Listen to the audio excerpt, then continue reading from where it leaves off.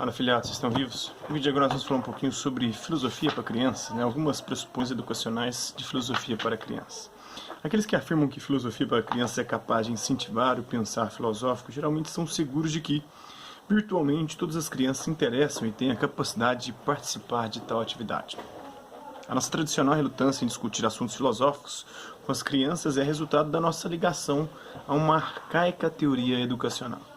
Tendo visto poucas crianças entusiasmadas em ler Kant, ou mesmo as passagens interessantes de Aristóteles, e tendo tido pouco sucesso com nosso esforço em transmitir diretamente o impacto e a urgência do princípio da felicidade suprema, chegamos à inevitável conclusão de que existe uma barreira intransponível entre a reflexão disciplinada da filosofia e o deslumbramento incontido característico da infância. É claro que agora a plausibilidade dessa conclusão está sendo discutida. A noção de que existem meios de envolver as crianças no repertório filosófico é subjacente a um novo enfoque.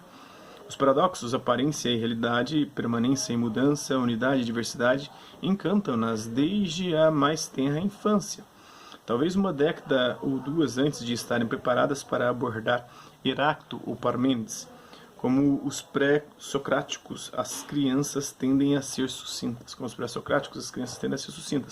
Mas nos animados diálogos da sala de aula, dos quais as crianças adoram participar, esse expressar lacônico acrescenta uma vivacidade à discussão. As crianças, para quem a apresentação formal da filosofia era anátema, podem encontrar sugestões dessas mesmas ideias quando aparecem embutidas em histórias infantis. Os jovens que acham impensável a possibilidade de escrever um ensaio filosófico podem ser facilmente levados a expressar noções filosóficas em forma de poesia, ou também achar, encontrar ou desenvolver reflexões filosóficas a partir de obras artísticas, como filmes ou jogos eletrônicos. Se uma das premissas educacionais do programa de filosofia para crianças é a existência de uma nítida distinção entre pensar a respeito de um tema e pensar num tema, uma outra é de que há diferença, embora não tão demarcada, entre pensar e pensar por si mesmo. Já que a última é um exemplo da anterior, é um assunto que também deve ser avaliado em termos dos critérios lógicos.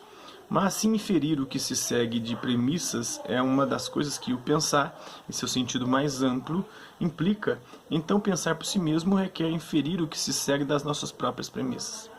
Pensar por si mesmo requer dar mais atenção aos interesses e pontos de vista das crianças, que é um pré-requisito para apresentar-lhes a filosofia de uma forma mais atraente. Isso nos capacita a expor as nossas próprias crenças e descobrir boas razões para justificá-las. A descobrir o que se segue das nossas próprias pressuposições, a elaborar em nossas mentes as nossas próprias perspectivas do mundo e a esclarecer os próprios valores e as diferentes formas de interpretar nossa experiência. Filosofia para crianças não pressupõe que pensar por si mesmo, por se tratar de um pensamento aplicado de forma relevante, deva ser mais importante do que enfatizar as crianças a adquirirem outros tipos de habilidade, de raciocínio mais gerais. Mas certamente, no caso das crianças, não exige em absoluto uma ênfase maior. Podemos esperar que a filosofia para a criança dê frutos numa sala de aula heterogênea, diferente, onde estudantes de várias origens falem sobre uma variedade de experiências e estilos de vida, onde se explicitem diferentes crenças da importância das coisas e onde uma pluralidade de maneiras de pensar, em vez de serem depreciadas, sejam consideradas inerentemente valiosas. Na aula de filosofia para crianças, aceitam-se os argumentos procedentes do pensador meticuloso, com o mesmo respeito dispensado aos que apresentam seu ponto de vista de modo rápido e articulado. A criança que chega analiticamente às opiniões é tão respeitada quanto aquela que chega de forma intuitiva e especulativa, mesmo que para certos propósitos, com a justificativa de crenças, o estilo intelectual seja preferível ao outro. Portanto, a variedade de estilos de pensar na sala de aula, em conjunto com a variedade de fundamentos, valores e experiências de vida, pode contribuir significativamente para a criação de uma comunidade de investigação.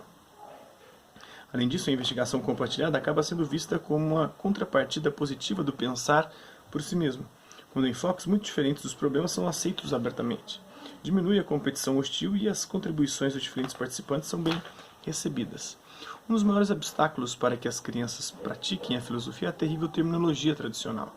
Participar da atividade filosófica como estudante significa aprender a lidar com um vocabulário técnico, sancionado por 2.500 anos de uso. O prestígio e o poder desse vocabulário são assustadores. são suficientes para intimidar qualquer criança que se aventure a lidar com as páginas de um livro de filosofia.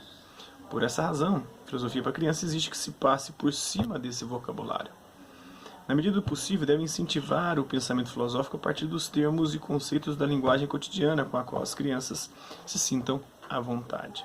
Então, isso é um pouquinho, da filosofia para criança.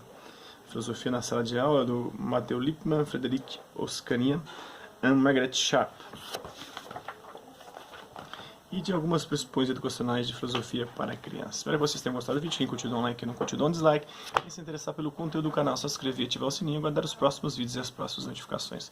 Deixe também suas sugestões de temas e assuntos para os próximos vídeos e comentário dizendo o que você tem achado dos vídeos. É isso aí. Hasta la vista, babies, e até a próxima.